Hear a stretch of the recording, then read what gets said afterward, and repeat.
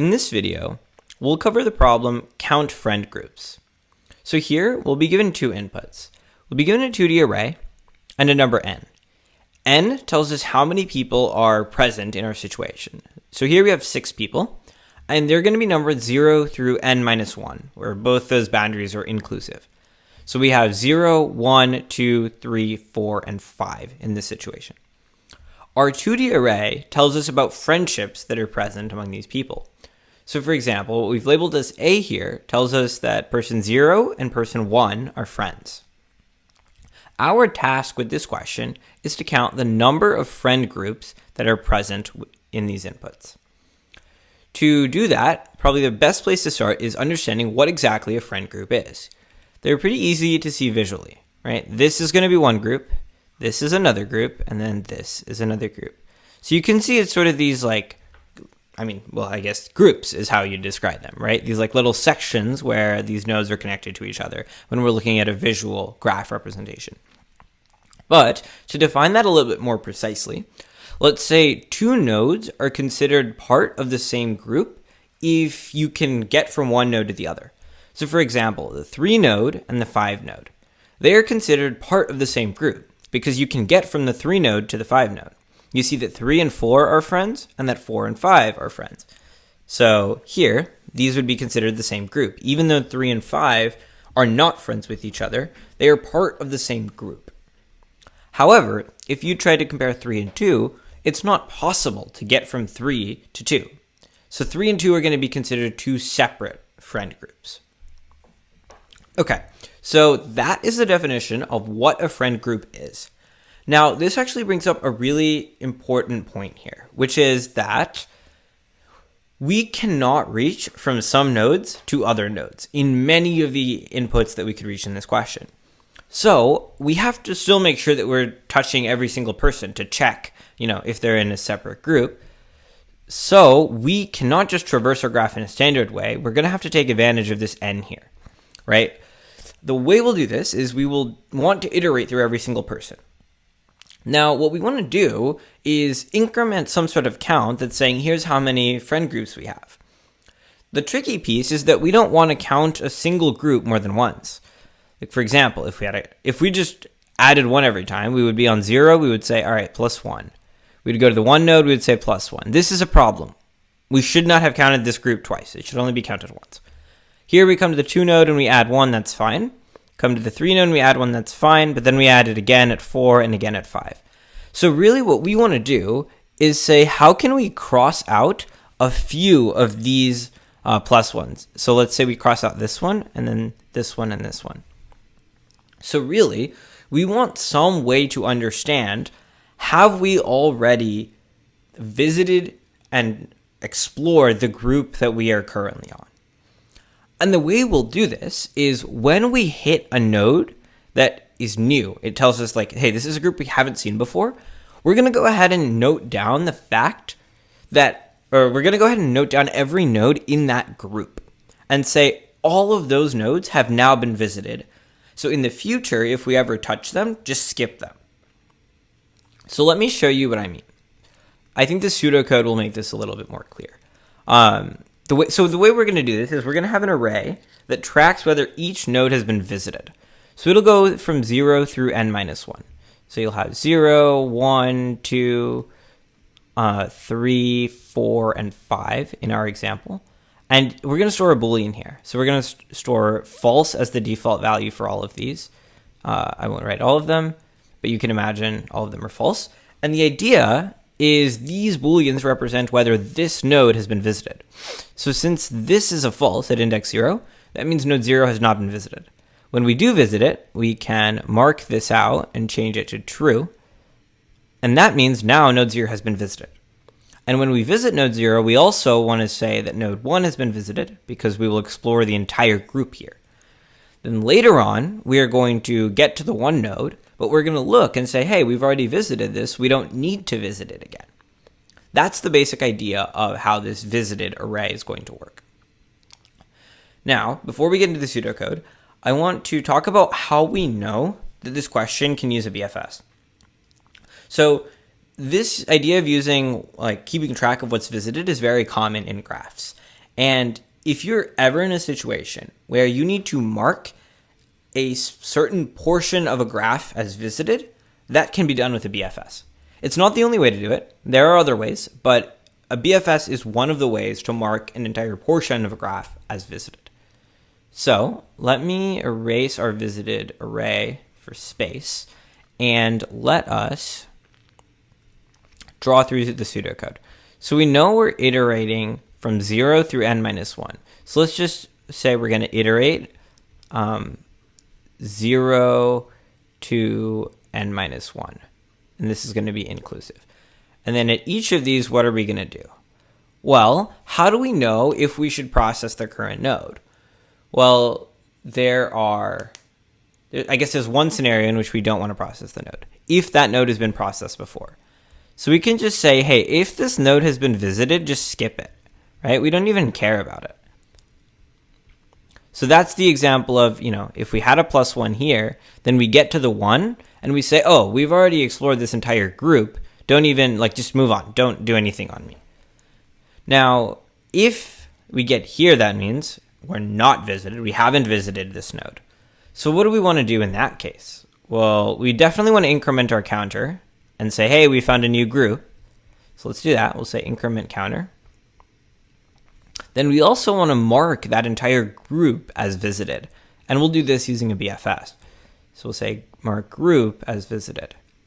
So we'll mark that node as visited and everything connected to it. So let's focus on the 3 node as our example. When we get here, I'll just put like a V to signify that it's visited, but we would actually do this using our array.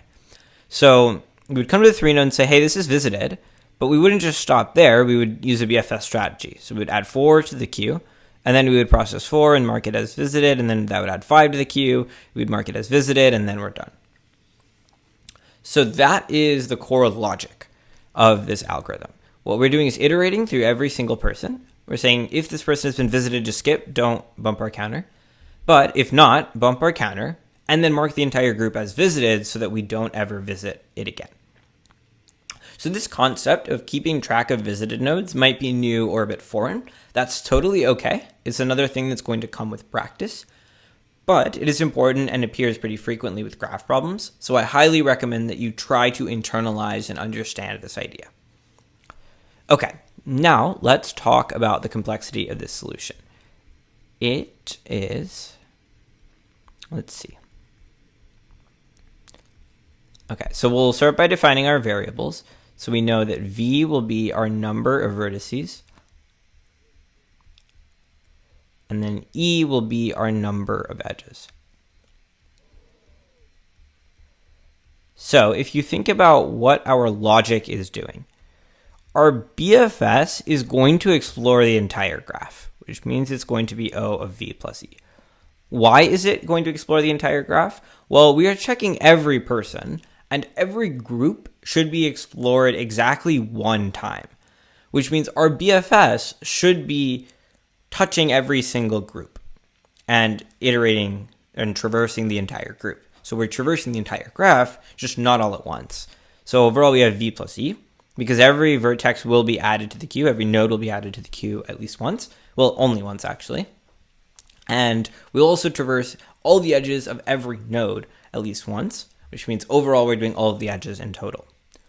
In terms of the space complexity, it's going to be O of V, because you can imagine the worst case scenario. We have the example we always discuss, which is something like this.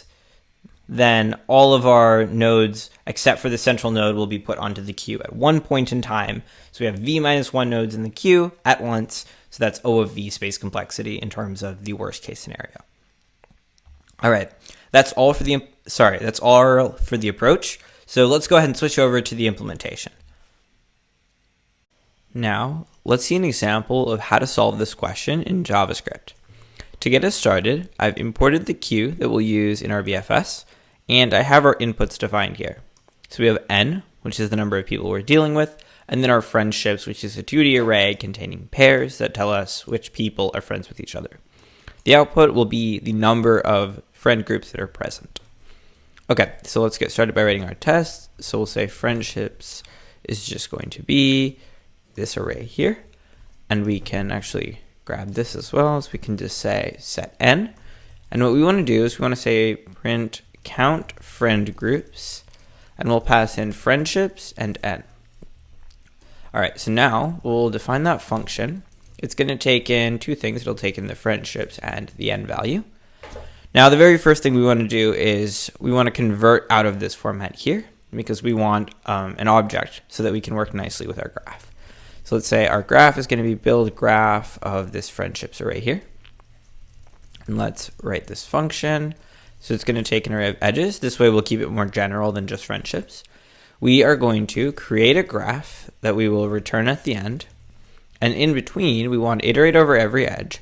So for each edge, we want to grab node 1 and node 2. We're being careful not to name them start and end here because there is no real concept of starting and ending. And we'll say graph at node 1, dot push node 2, and graph at node 2 dot push node 1, node 1. And then we have to make sure that we actually have arrays to push into. So we'll say if not graph at node 1, let's just set graph at node 1 to be an empty array. And we can do the same thing here. That's saying if not graph 2, let's set graph at node 2 to be an empty array. Okay, so this covers the initial setup. So now we have our graph and we have n. What we discussed in the approach is that we want to iterate through everything from 0 to n minus 1, right? We're saying we want to touch every person. So we'll say start from 0 so long as it's less than n. Now at each person, what do we want to do? Well, if they're already visited, we should just go ahead and skip them. So for a moment, let's just pretend we have the visited array we discussed. So at each index, it tells us whether that person, the person represented by that index, has been visited. So we can say if visited I is true or truthy, let's just continue. We don't want to do anything here. Otherwise, let's increment some count. So maybe we want to have a count here. That'll be like num friend groups. We'll start that off as 0. And here we'll say we'll do num friend groups plus plus. So we found a new friend group. Now the other thing is we need to mark this whole group as visited. So let's say mark group as visited so that we don't count it again. This is a function that we haven't written yet, but we'll write it in a second. Now at the end, we want to return the number of friend groups that we have. So this really is the core logic. We want to make sure that we handle the visited array though. So let's say visited is just going to be a new array of length n. Now in JavaScript, by default, all of these values will be undefined, which is falsy. And since we're only going to be storing Booleans, we can just kind of pretend like they are already false as their default value because undefined is falsy. And we'll set them to true whenever we want to mark that a particular node has been visited. So as long as this function works and we are able to successfully set an entire group as visited when we first touch it, this should work. So now let's talk about how this function is going to work. The very first thing is we're going to need to tell it, here's the graph you should work with. Here's the current node that we're on. What else? And we'll need the visited array. And I believe that should be it. And we will kind of come to realize pretty quickly if there's something else that we need. Okay, so here we'll take our graph, we'll take our node, and we'll take the visited array. So what do we want to do? Well, we basically want a BFS that just goes through every node that is connected to the current node in some way and just set visited to be true for all of them. So we'll start with our standard stuff. So we'll say Q is going to be a new queue. We'll say NQ our initial node, so we can start our BFS. We'll say so long as there are items in that queue, we want to do something. Now we have the boilerplate stuff, which is just going to be grab. Maybe let's call this start node so that we can use node inside our BFS here. So we can say, yeah, so now we're putting the start node, and then we're saying the node is just going to be whatever we can pull out of the queue. So let's dequeue the first value. We're going to process the node, and then we're going to add children at the end. So we know that children, we can grab that using our graph. That's the whole purpose of the graph. So we can figure out what are the nodes that I can visit from my current node. Now the first thing we want to do is just say, hey, make sure like if children is undefined, meaning there is no key for node inside of our graph object, we should just continue because we can't try to iterate through undefined. Otherwise, we can just iterate through children, assuming it is defined, and say for each child, what do we want to do? Well, we want to add them to the queue. We've seen this many times. It's pretty standard. Now, what do we do at the process node step? Well, what we want to do here is for every node, just set its visited value to be true. That's really all that needs to happen. So we can just come here and we can say visited at node, because remember, the way our visited array works is the indices represent nodes. So we can just go to the index represented by this node and set it to true. That way we know that this particular node has been visited. Now, there is one thing that's missing here, which is this. Let's say we have 0 and 1 who are connected. When we're on 0, we're going to add its children, so we add 1 to the queue. Then we process 1, and we add its children to the queue, so we process 0, or we add 0 to the queue. Then we get back to 0 and we add 1 to the queue. And then at 1, we add 0 to the queue. And you can see that we have this infinite loop here. So we have to be careful and say, once something has already been visited, don't add it to the queue. So we initially visit 0, we mark it as visited, and we add its children to the queue. So we add 1 to the queue. Then we process 1. And once we're done, we're looking at the children and we say, hey, 0 is a child. But we should realize that 0 is already visited. So we don't need to add it to the queue. So what we can do is we'll come here and say, if the visited at the child is false, so we can just do it like this, if not visited at the child, only then should we add to the queue. If we've already visited that child, there's no reason to add them to the queue because all we're doing is just updating their visited value to true, but it already has been updated to true. So this is important to avoid the infinite loop. Okay, what I want to point out here is that the logic we've written is very, very, very similar to the standard BFS that we've written many times, right? This part is nothing exciting. Create a queue, add your initial node. The condition is the same. We're grabbing out a node. This part is a bit different. It's not always just, hey, set this visited value to be true. Though you will see that there are a lot of times where this is one of the steps that you do when you are processing a node. Then we're saying grab all the children, add them to the queue. So really the only unique parts about this function is this part, where we're making sure that we check that we only add unvisited children to the queue, and this part, where we're updating the visited array. So yeah, it's very similar to what you've seen many times by now. Okay, so let's go ahead and run this to make sure that it works. Our output should be 3. So let's hit enter. And yes, okay, 3 is the output we get. So I want to one more time review the logic of how this algorithm works. What we're saying is initially we build the graph. I won't get into the details there. We've seen that. We keep track of this visited array. And that way we'll know which friends we have already seen. Then we iterate through every person, and we don't have to worry about this condition for a second. When we find a new person, we say, all right, we just found a new group, but then we mark the entire group as visited so that in the future, whenever we hit any of the people in that group, we just skip them. We don't increment our counter. As far as how we mark a group as visited, we use a standard BFS. We put the start node into the queue, and then we just process our nodes using a BFS, setting all of their visited properties to true, and making sure that we avoid infinite loops by only adding unvisited children onto the queue. All right, now let's talk about the complexity of this solution. So we'll start by defining our variables. So we'll say v is the number of vertices, and e is the number of edges in our graph. So we can say our time complexity is O of v plus e, and our space complexity is O of v. For the time complexity, we see that, well, first of all, this part is going to be O of v right here, right? Because we're iterating through all n nodes, and nodes and vertices are the same thing. So that's O of n or O of v. When I say n, I mean the number of nodes, which is equal to the number of vertices. So this part is O of v.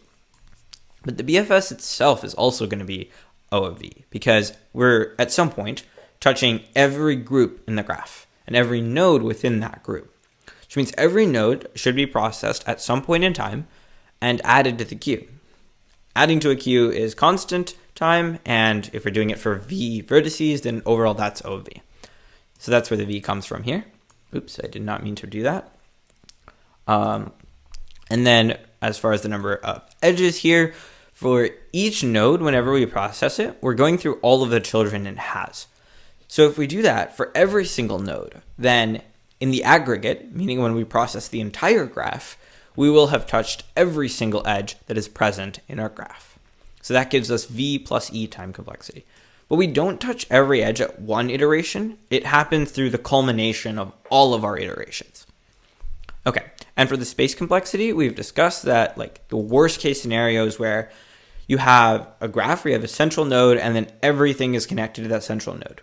In that scenario, you would have V minus 1 vertices on the queue at one point in time. So that gives you an overall worst case space complexity of O of V. All right, that's all for this video, and I'll see you in the next one.